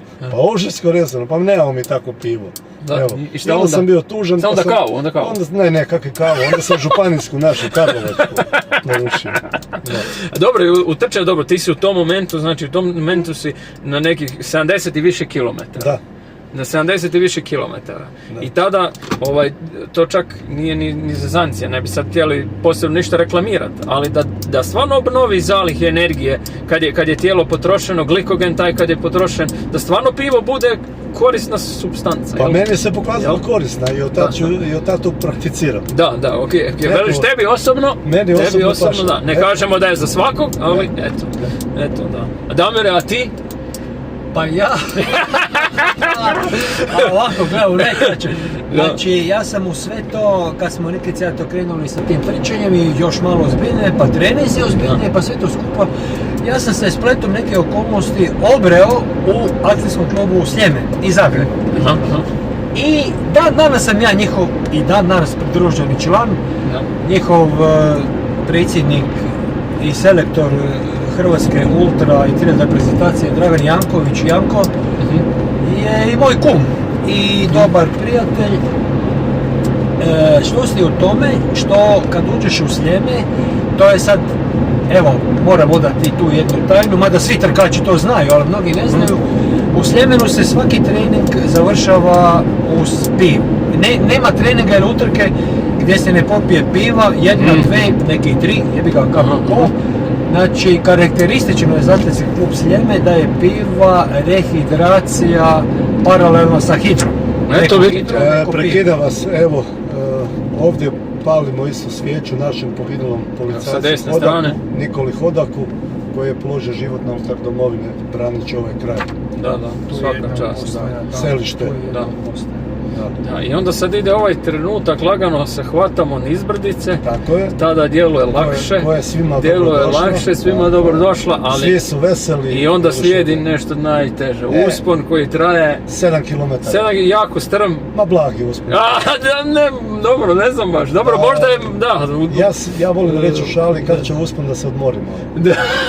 Da, dobro, to je ta stara trkačka, da uvijek na usponu se čovjek odmara. Da, i na kraju nismo se nadovezali na priču, sve te naše napore, grad Karlovac sa tadašnjim gradonačelnikom Damirom Jevlića je to prepoznao i dobili smo plakete grada Karlovca koje nam je uručio pred spomenikom na turnju. Lijepo, to isto inače lijepo. se to uručuje na rođendan grada Karlovca, on je to nama napravi iznimku i te godine je bio Uskrs i kod spomenika nama desetorici koji smo trčali primili smo plakete grada Karlovca. Prekrasno plakete. I ovim putem zahvaljujem i tadašnjem rukovodstvu grada Karlovca na čelu s Damirom Jelićem koji su to prepoznali naš trud i naše zalaganje da se ne zaboravi te žrtve Domovinskog rata, pogotovo Josip Jović. Grubiš, jel se ti isto odmaraš ovdje uzbrdo? Ko Nikica. Ja si tu zamislim ko da je ravnica. tak si zamisliš. I onda mi je nekako... Da, ja moram priznat, meni kod trkača amateru, ja teško pronalazim odmor tu na tom usponu. Jako teško. Evo ovdje sam tijekom početka Krvog Uskrsa, tu su bili oni poslije tenkovi na ovom mostu i svašta je tu bilo se odvijalo. Da, ovo je baš bilo gadno. Mogu misliti kak je to. Sad kad se vratimo, mi idemo ovdje je zadnji predah i odavdje se kreće. Da, ti si tu mene impresionirao. Muke po materiju. Prvi, znam da je kiša padala, moja prva utrka tu, padala je kiša. Priključilo nam se, mislim da je to prva godina možda čak da su nam se priključili dečki i cure sa Plitvica, da. I oni mladi, jel, njima su to prvi kilometri, a ti imaš iza sebe 70 i nešto. I sada oni poletni, mi ovdje drži se tempo, prilagođavamo se tebi koji trčiš cijelim putem. A njima je to sporo, oni kreću malo ispred, nazad, mi malo ljuti, zašto sad pretešću čovjeka koji je trčao sve. I znam, evo, Cerovac, tebi s jedne strane, ja sam u tom momentu evo tako se našao da sam ti bio s druge strane, a ti skupio onako, valjda možda neka kriza, kako bi rekao, bilo ti onako, i da i mi onako vodimo, Cerovac onako, on stari iskusni, on ti ono daje riječi motivacije, ti ovako šutiš, imaš lagano svoje i u jednom momentu, meni u glavi, ja neiskusan, imam ja energije, pripremio sam se dobro, nisam trčao sve koji ti, ne mogu se mjeriti s tobom, i ja jednom si onako zabrinut, pa čovjek kako sad, ja za tebe zabrinut. Hoće izdržati. I događa se to da negdje 4 km do 3 prije samog spomenika odjedanput ti ništa ne govoriš, samo počinješ ubrzavati. Samo počinješ ubrzavati. Ja gledam i kaj se događa, ja gledam, trčimo sve brže i brže, mi smo tebi uz tebe smo, ti ubrzavaš, sustižeš sve koji su te pretekli, pretičemo sve koji su te pretekli i dolaziš prvi. To je nevjerovatno. Ja sam tad bio, ja sam bio, evo ježim se sada. Da pokažem djeci što tata može. Da, to je bilo nevjerovatno. Ti trčiš cijelu noć, dolaže svježe snage, oni mladi, ne razmišljaju o tome da treba odat počast ljudima koji su sve pretrčali. To je bilo impresivno. I Grubiša je tu bio s nama isto. Da, mislim da je. To je bilo impresivno. Mene to impresioniralo, strašno.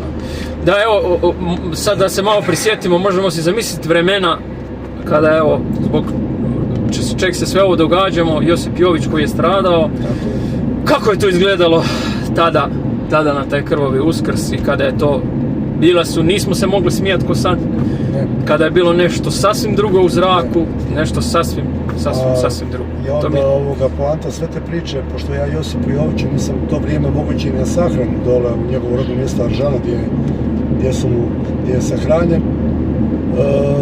Pred 2 godine smo Leo Atletski klub Plitvica organizirali utrku na spomendan pada Vukovara 18.11. do Aržana, od njegovog mjesta pogibija Aržana.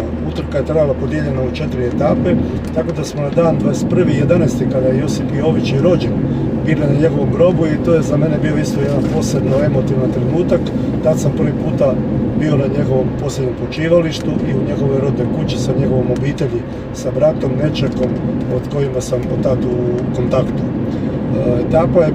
Prva etapa je bila Gračac 80 i nekih 7 km, druga etapa je bila Gračac-Knin, treća je bila Knin-Sinj i četvrta je bila Sinj-Aržano. I prošle godine to nismo se mogli tako izorganizirati, ali evo u planu je ove godine da to opet odradimo. Leo je tu puno svog truda i vremena uložio i to je nas 10 bilo sa logistikom smo trčali dole. Da, ja se sada prisjećam se onih snimki, snijeg. Da, evo to je ovaj dio. Snijeg, okolo, hladnoća i zasjeda i kako stradava mlad čovjek. Evo, ja bih se malo sam nadovezao na to, znači, obzirom da sam ja jedini od dečki koji trče, koji je na neki način aktivno bio u samoj akciji Krvavi Uskrs, na način koji je tada bila tek formirana Karlovačka jedinica za posebne namjene. Sve se zna i sve piše u knjizi, međutim ukratko mi smo dobili zadaću osiguravati taj takozvani vanjski prsten, znači samo kontrola ulaska u samo središte zbivanja. Dečki koji smo dobili zadaće su nam bile vrlo specifične, a to je da smo, evo recimo od onih koje pamtim, relativno dobro pamtim, to je bilo Ribi Čalenko Riba, bio je Ivan Pavlaković Musa i Dražen Perković Pepa i ja. Zadaća je bila doći iz Karlovca po ratne zarobljenike, ja bi to tako nazvao. Znači mi smo imali zadaću iz Karlovca doći tu, pokupiti ekipu četnika i velikosrba koji su bili zarobljeni. I sad to je zgodna anegdota, ja i Riba smo recimo pokupili Gorana Hadžića, velikog vođe Krajine, i jednog karlovačkog književnika, pjesnika i propagatora književnosti, velikog Srba, on se zvao Momir Lasić. Znači mi smo sad Krvavi Uskrs njih tu pokupili, to je bila cijela jedna zajebancija oko toga, dugo je to trajalo, odpeljali iz Plitvica u Karlovac na saslušanje i sad smo tu mi njih čuvali tu cijelu noć, znači Krvavi Uskrs, Pepa, ja, Riba i Musa, te naše velikosrbe ili neprijatelje, ne znam kako bi uopće nazvao, a koji su, nažalost, to se zna, to je sad i Hadžić je pušten, ja sam recimo Hadžića čuvao, Gorana Hadžića, tu noć kad smo ih dopeljali, ja sam čuvao njega i on je tu pokušavao tražiti da stupi u kontakt sa nekakvom svojom rodbinom i ovo ono, naravno da Riba je bio naš tada zapovjednik, rekao je nema nikakvih kontakata, čuvajte ih i bez kontakta. Tako da sam, recimo ja u tom Krvavom Uskursu učestvovao sa tom ekipicom našom iz Karlovačke specijalne, da smo pokupili ih naprosto tu, Lučko ih je zarobilo, mi smo ih pokupili, otpeljali u Karlovac, čuvali ih tijekom noći, ali oni su ubrzo pušteni i Hadžić je kasnije postao predsjednik te njihove jebene Krajine. Ali evo, dakle, te takve anegdote me vežu za taj Krvavi Uskrs direktno. Evo mi stižemo, evo budem se, da dođemo što bliže spomeniku. Evo ja ću probati s one strane vidjeti malo da pokušamo da odmah auto, da kamera uhvati. Evo budemo se malo da uhvati taj auto, spomenik, ja ću se evo malo prilagoditi. Evo ovako ćemo zići da kamera vidi. To je cilj naš, Nikicin, evo mjesto pogibije, evo sada se vidi i na kameri. Evo znači skoro 90 km kaže na kilometar satu, spomenik Josipu Joviću. Mi ćemo sada izići van, budemo, evo Nikica je uzeo lampion. Uzeo sam svijeću, da. Budemo se pomolili i budemo odali poštovanje. Evo šta ćemo poručiti ljudima da dođu ako imaju volje na start, ako imaju volje doći tu na dan sami. Pa poručujem ljudima da dođu nas start ispratiti, to nam puno znači, svaki čovjek nam tamo puno znači, podrška nam tamo puno znači. A ovdje se inače uvijek kupi veliki broj ljudi na dan obilježavanja pogibije Josipa Jovića. To je već postala ustaljena tradicija i to je lijepo, ne smijemo zaboraviti Josipa Jovića. Također ne smijemo zaboraviti sve druge žrtve, kao što sam danas napomenuo, diljem domovine. Evo, danas smo svjedoci smo ovih dana masovne grobnice gdje su, ne znam kako bi ja te ljude nazvao, ne mogu ih nazvati ljudima, neljudima bagra, poubijali nevine ljude, zatrpali ispod smetlišta, zatrpali s azbestnim pločama, ne znam čime sve ne. Sve nam to kroz glavu prolazi, ne smijemo to zaboraviti, moramo se truditi da to obilježavamo, da prenosimo na naše mlade, kao što smo sad i počeli raditi, jer mi smo svi polako u toj dobi kad zalazimo i nećemo moći trčati ne znam ko zna koliko godina, ali da to prenesemo na taj mlađi naraštaj, da oni dalje to prenose i da to živi. Evo, nisam se nadao da će to biti 15. godina kad smo krenuli. Damir je u šali rekao da je ovo knjiga će spasti na 2 slova, pa skoro tako je što se tiče nas, jer zdravlje, evo Kišić bolestan, operiran dečko, Saša Poljak problemi sa zdravljom, puno naših dečki problemi sa zdravljom, naravno to povežemo sa Domovinskim ratom i sa učestvovanjem u Domovinskom ratu, a zato moramo to prenositi na mlade, da to mladi obilježavaju i da to ide dalje. a da mi danas sutra budemo samo ovako podrška koju ja i ti danas i kolega u autu i da vodimo taj projekat sa ovakvom jednom bilježnicom. I da to... Da se tradicija nastavi. Da se tradicija nastavi. I ovim putem bi se svima htio zahvaliti još jednom odavde s ovog mjesta i našem gradonačelniku Damiru Mandiću i našoj županici Martini Furde-Hajdin na pomoći i Atletskom klubu Plitvice koji se s nama uključeni od 2018. godine. Nadam se da će ta suradnja i dalje trajati. Udrugi specijalne policije Grom koja je prihvatila tu moju ideju, bez koje moja ideja ne bi ništa značila da to nije prihvaćeno. I nadam se da će to još dugi niz godina trajati. I vama, dečki, želim svima dobro zdravlje, svima maratoncima da budete živi, zdravi i šta da vam drugo kažem. Hvala, pozdrav svima koji će ovo gledati, koji se nađu da se vole trčati, mogu se uvijek javiti, bit će kontakt, nije u pitanju trčati 90 km, svaki kilometar je vrijedan, svaki kilometar je vrijedan. Da li to bilo 10, da li 5, 15, svaki kilometar za nekoga puno vrijedi. Hvala vam lijepo i vama još jednom srca hvala. Imate vi još ako nešto za reći ili? Ovo što je Nikica rekao, ja potpisujem od riječi do riječi, doslovce, i jedina je moja želja kao i njegova, kao začetnicima toga, da se tradicija nastavi, dakle da se obilježavanje tog nesretnog krvavog Uskrsa nastavi, svaki ima svoje motive i da i ti mladi nauče nešto. Ima jedna zgodna sad u zadnje vrijeme pjesma Ako ne znaš što je bilo. Sad ta pjesma Ako ne znaš što je bilo je primjenjiva na ovo, jer ako ne znamo što je bilo, otićemo svi u bespuća. Dobro da mi rekao, ako ne znate što je bilo, imate nas trojicu, možete nas pitati, uvijek ćemo reći što je bilo. Tako je. Živi smo svjedoci tog vremena. Tako je. I nastojat ćemo prenijeti i budućim generacijama da znaju što je bilo. I da znaju kako je uopće Hrvatska stvorena, na kojim temeljima. Eto, Krvavi Uskrs je prvi temelj, prvi kamen temelja. I još za kraj sam da kažem i dužnost je nas, znači koji smo ostali živi, valjda tako i neko zgore zacrto, da neko mora ostati živ, dužnost je nama, dužnost i obaveza da to radimo i da se spomen na naše poginule ne smije zaboraviti. Kao i što sam spomenuo tijekom našeg puta i naše poginule civile, djecu, starce, bake, majke koji su nedužno stradali. Rekao sam uvijek, vojska se može braniti, civili se ne mogu braniti, ne smijemo civile nikad zaboraviti. Hvala. Da, Grubiša, pozdrav Alfama.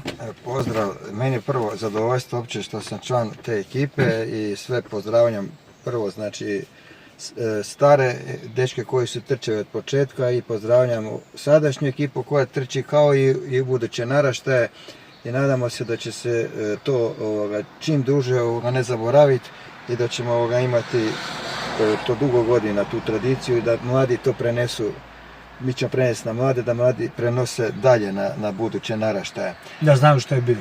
Normalno pozdravljam sve pripadnike i specijalne policije i vojske i brigada i to bi bilo za sam zapravim. Leopold Špehar, predsjednik Atletskog kluba Plitvice. Ako te ne dočekam, imamo dovoljno da možda ga... ali možda ćemo morati natrag za Karlovac. Ako ništa, ako te ne dočekamo, pozdrav Leo. Pozdrav Leo. Pozdrav Leo. Pozdravljamo te svi, drag si mi, kako vi mene znate zvati kad smo trčali za Aržano. Čača vas sve pozdravlja, voli to, oni znaju zašto. Jer smo došli u jedan kafić, onda su pitali dajte nam, ako nam Čača dozvoli u Kninu i sada ovaj čovjek je stvarno misli da njih je 5, su moji sinovi. Ja kažem, ovaj će čokolino, ja rekao, ovome sa bradom njemu može donesti pivo. Ja rekao, znaš šta, ajde donesi, rekao, svima pivo. I sad oni su stvarno mislili da sam ja njima otac i tada oni mene zovu od Milja Čača njihovo, da. I inače sam ja počasni član Atletskog kluba Plitvica, što im se ovim putem i zahvaljujem i velika mi je čast biti, jer taj Leo jako puno radi za ovaj plitvički kraj. Ima te mlade ljude oko sebe, okuplja, jedan je od organizatora tog našeg poznatog već na svjetskoj razini maratona, Plitvički maraton, ne znam koji je sad već po redu, 36. Evo, ima tu organizaciju. Leo, bravo, samo tako nastavi. vodi tu ekipu i dalje kako si do sada i budi nama podrška ovom maratonu i nadam se da ćeš i ti dalje ovo preuzeti i da će to trajati dugi niz godina. Hvala ti još jednom, pozdrav tebi i tvojoj ekipi.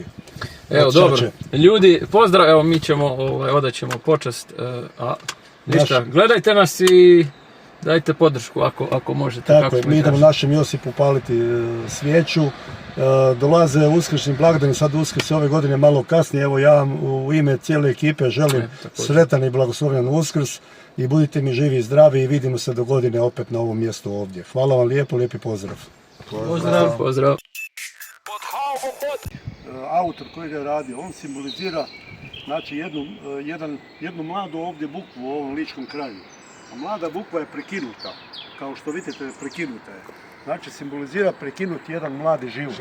Kao što je naš Josip svoj mladi život tad ugradio u temelje ove domovine sa svojom 22 godine je bilo.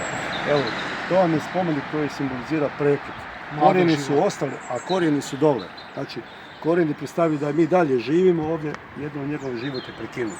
To je simbol ovog spomenika.